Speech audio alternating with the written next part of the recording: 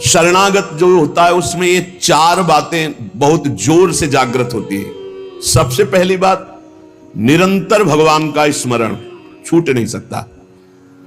नींद आई तो सुसुप्ति में चला गया, जरा भी जागृत हुआ तो मंत्र चल रहा है, नाम चल रहा है, चलाना नहीं पड़ता। क्यों? शरणागत है।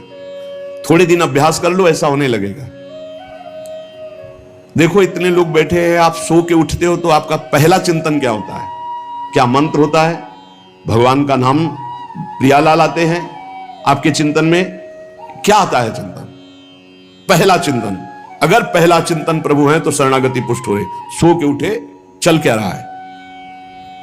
अगर प्रभु नहीं तो अभी शरणागति नहीं। पहला लक्षण। हमें लगता है कि आप लोग अनमोकिए होंगे, आप लोग शरणागत हैं कि आप जब सो के उठे तो आपका मंत्र चल रहा है, नाम चल रहा है, चतुरासी जी का कोई पद चल रहा है, या फिर ये चिंतन चल रहा है, राधा राधा राधा, चलो जल्दी स्नान करके फिर सत्संग में चलना है। फिर ये भागवतिक चिंतन, हमें लगता है कि ये दूसरी कोटि का चिंतन होगा, चलो स्नान करते हैं फिर। ऐसा पहला चिंतन होगा श्री जी का। ऐसा होता है? आप लोग देखिए, ऐसा होता है कि आप सो के उठे, आपका चिंतन श्री जी का चालू है? पक्का? आप लोग देख लीजिए, अगर ऐसा है तो उसका परिणाम निश्चिंतता, निर्भयता, निशोकता निश्चित जागृत हो जाएगी। और उसी का प्रातःकालीन उठने पर चिंतन चलेगा जो शयन के समय गाढ़ चिंतन करते हुए सोया है। ऐसे सुषुप्त के समय बिल्कुल ठीक वही अवस्था। अगर आप जो चिंतन कर रहे हैं तो जगते ही वही चिंतन आएगा ये। और अगर जीवन भर भजन किए हो तो मरते समय वही चिंतन आएगा, पक्का। जैसे जगते समय ऐसे मरते समय। इसीलिए भक्त निश्चिंत हो जाता है शरणागत। पहला, शरणागति का जांच करो हृदय में, भगवान का निरंतर चिंतन, प्रभु का निरंतर भजन। अगर नहीं हो रहा तो किसी अन्य का आश्रय लियो, वस्तु का, व्यक्ति का, स्थान का, भोग का। लिख लो आप दिमाग में चाहे कागज में।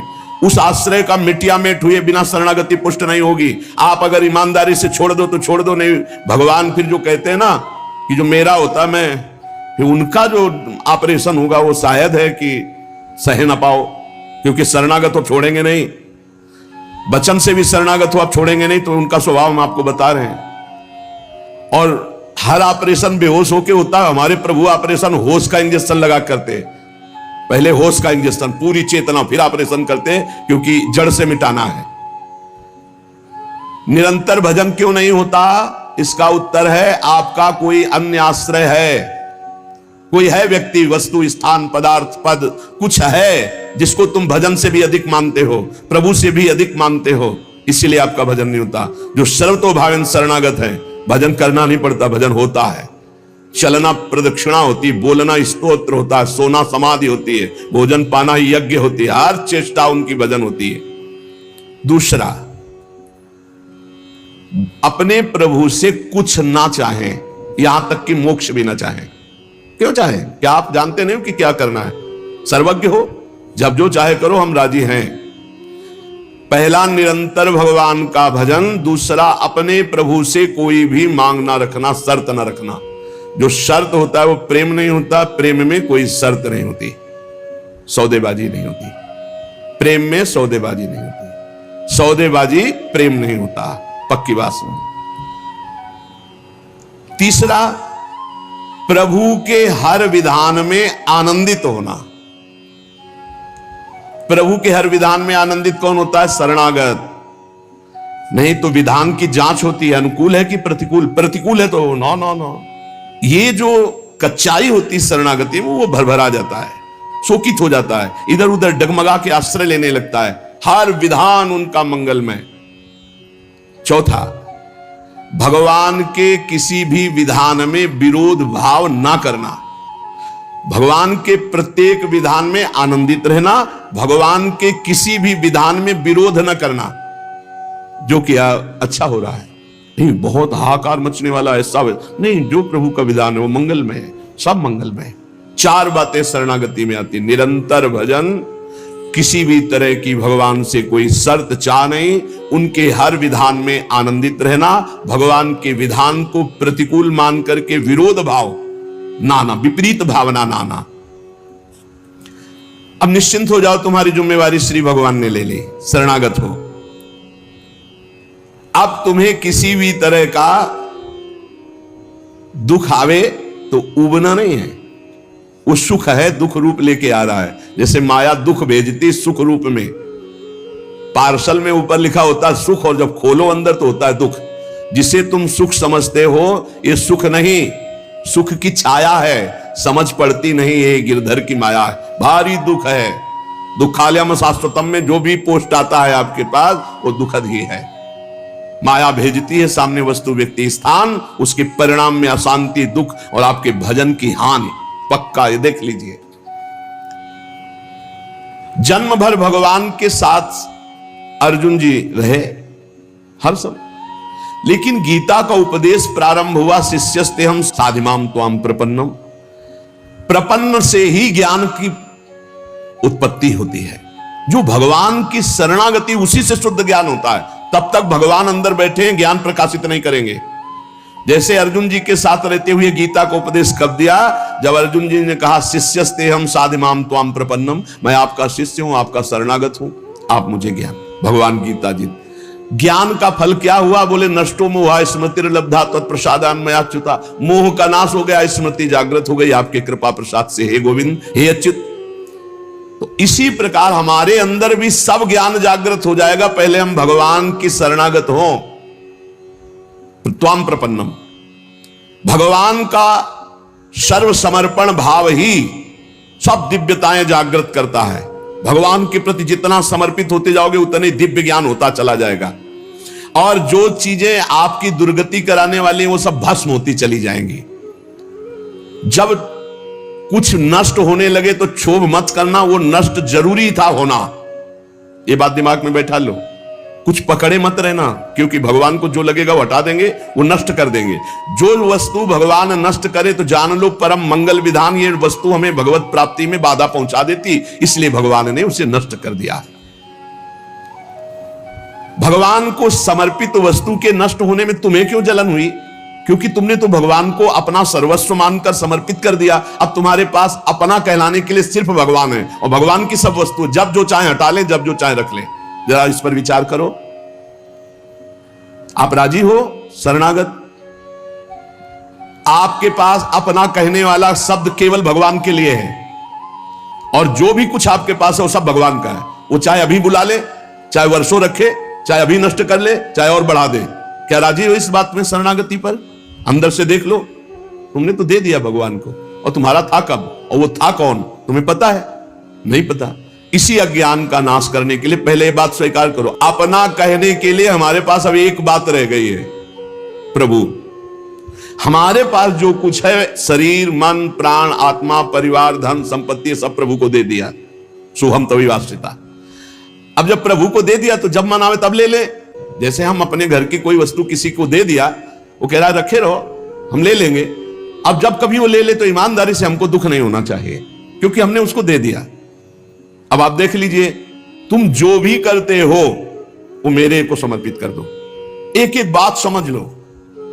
यहां यत करो से कहा है, ये करो ऐसा नहीं कहा। तुमसे जो भी हो रहा है तुम भगवान को समर्पित करो। पहला काम ये, हम शरण में जा रहे हैं, सर्वधर्मान परित्यज्य, हम भगवान की शरण की तरफ यात्रा कर रहे हैं। यत करोषि, ये तो सर्वाणि कर्माणि मयि सन्न्यस्य मत्पराः, मेरे परायण होकर सारे कर्म मेरे को समर्पित कर। क्या जाता है?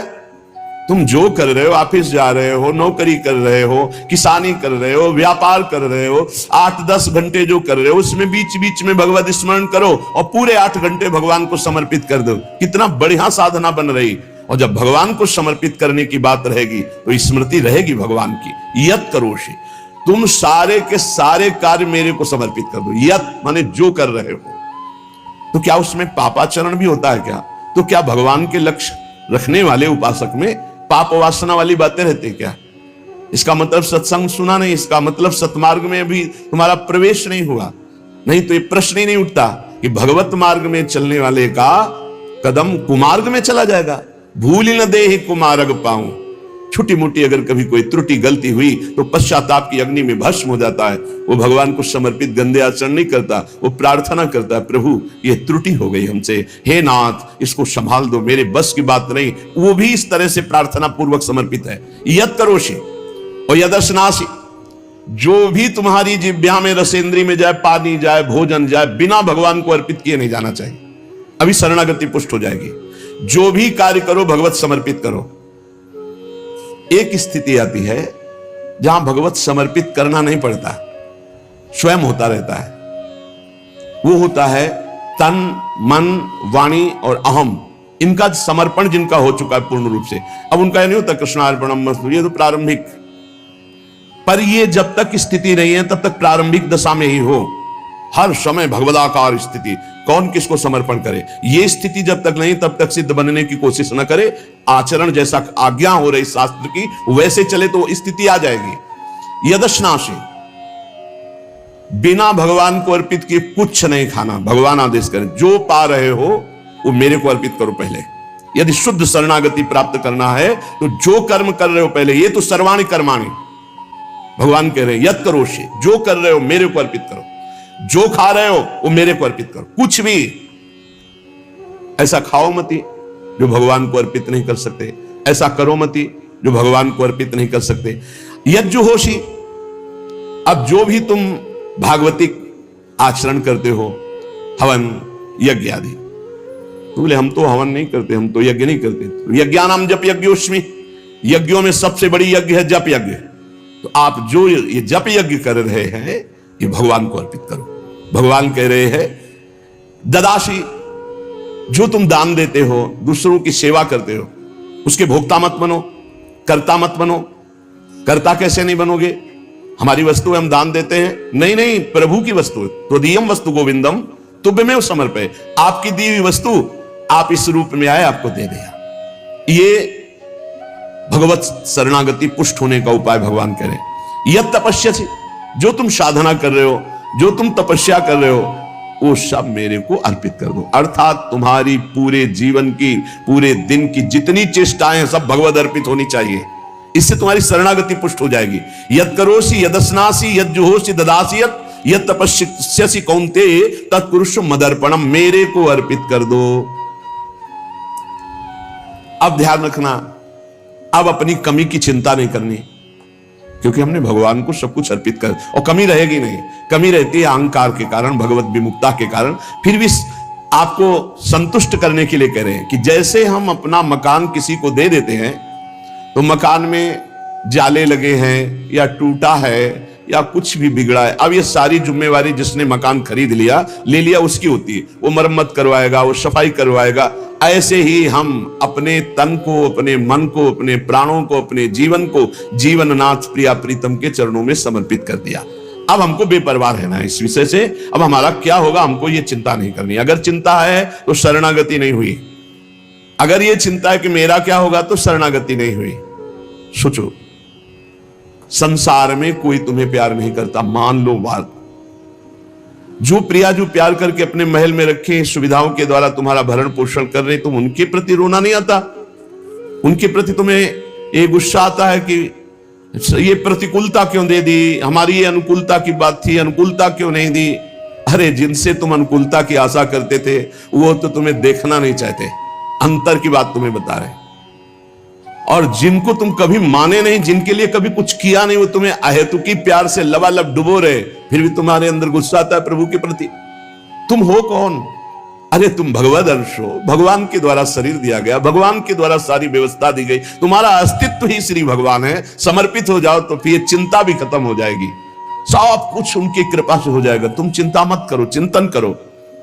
भगवान हमें मोक्ष दे दे, भगवान हमें स्वर्ग दे दे, भगवान हमें अनुकूलता दे दे, भगवान हमें अमुक वस्तु दे दे, ऐसा सोचने वाला समर्पण नहीं हुआ, अभी शरणागत नहीं हुआ। सर्व समर्पण में ये सोच ही नहीं रह जाती। जब तक अहंकार है तब तक समर्पण का नाटक है, समर्पण नहीं। अहंकार है वहां सर्व समर्पण नहीं है। इसीलिए ये सब प्रश्न और सब चिंताएं, शोक, इनकी गुंजाइश नहीं। शरणागत के पास कोई भी किसी भी तरह की चिंता और संशय वृत्ति नहीं रहती। सर्व समर्पण हो जाने पर अब जिम्मेवारी भगवान की है, हमारी नहीं। हमारा केवल कर्तव्य भगवान का आदेश पालन करना। वो आदेश करें अनन्यस चिंतयन्तो माम, केवल मेरा अनन्य चिंतन करो, माम अनन्यस चिंतन। जिस प्रकार पतिव्रता पत्नी पर पति का पूर्ण अधिकार होता है, उसी प्रकार पत्नी का पति के संपूर्ण वैभव पर भी अधिकार और गोत्र पर भी अधिकार। वही नाम, वही गोत्र, वही संपत्ति। जिसके जीवन में भगवान के प्रति समर्पण आ गया तो उसकी ठसक हो जाती। तुम किस गोत्र के हो? बोले अच्युत गोत्र, श्री हरिवंश सुगोत्र कुल, जो अपनी महिमा से कभी च्युत नहीं होते। और हम भगवान के हैं, अब हमारा गोत्र, हमारी जाति, हमारा कुल भगवान है। और यही सिद्धांत परम सत्य है। एक माई आके बहुत रोई और कही जिंदगी हो गई, नौ दुर्गा पूरी रहती थी, रोज शंकर जी को जल चढ़ाती और रोती जा रही थी। और मतलब हो सकता है 65 वर्ष की, हमारे पति को ले लिया, हमारी पूरी श्रद्धा नष्ट हो गई, जीवन भर व्रत। और शरणागति को समझो भाई, बहुत आनंद आ जाएगा आपके पास। अगर आप भगवत मार्ग में चल रहे हैं, शरणागत हैं, तो आपके पास अपना कहने के लिए अब कुछ नहीं बचा, वो केवल श्री भगवान है। मेरे तो गिरधर गोपाल दूसरों न कोई। अब दूसरी जो कुछ भी है वस्तु, व्यक्ति, स्थान, वो गोविंद का है। जब चाहे गोविंद ले ले, जब चाहे बढ़ा दे, जब चाहे घटा दे, जब चाहे नष्ट कर दे। तुम्हें दुख नहीं होना चाहिए। अगर दुख होता है तो अभी शरणागत नहीं हो। कितनी ऊंची स्थिति शरणागत की है। अब जो जीवन में प्रभु का शरणागत है, उसका पहला लक्षण कि निरंतर स्मरण करता है, तो अंत काल में भगवान का स्मरण होगा। अभी आपको बताया, जो रात्रि में सोते समय स्मरण करता है, उसका परिणाम जागते समय वही स्मरण। जो जीवन भर स्मरण करता है तो अंतिम समय भगवत स्मरण होता है। और भगवान का वचन है, अंत काले च मामेव स्मरन मुक्त्वा कलेवरम यह प्रयात समद्भावम याति नास्त्यत्र संशयः। जो जीवन भर भजन करता है, उसका अंतिम समय भजन भगवान करवाते हैं, क्योंकि बड़ी दुखद स्थिति होती है। उस समय जब भगवत स्मरण करते हुए शरीर त्यागता है तो सीधे भगवान को प्राप्त हो जाता है। आपको कल चर्चा के प्रारंभ में बताया था, गीता वाटिका में अग्निकांड हुआ था, बड़ा भयावना था। इतना भयावना था कि सब अर्धरात्रि में सो रहे और 20 फूस की झोपड़ी बनी हुई थी। अखंड नाम कीर्तन 24 घंटे वाला, सालों। लगभग सब साधक मौनी थे जो उन कुटियाओं में सो रहे थे, 2-2, 4-4। अल्पाहार, मौन, कोई बिल्कुल फलाहार, सब दिव्य साधना में लगे। अब जब आग लगी थी, वस्त्र, ठाकुर जी, पाठ के ग्रंथ, चित्रपट सब जल गए थे, क्योंकि सब उपासक ही थे।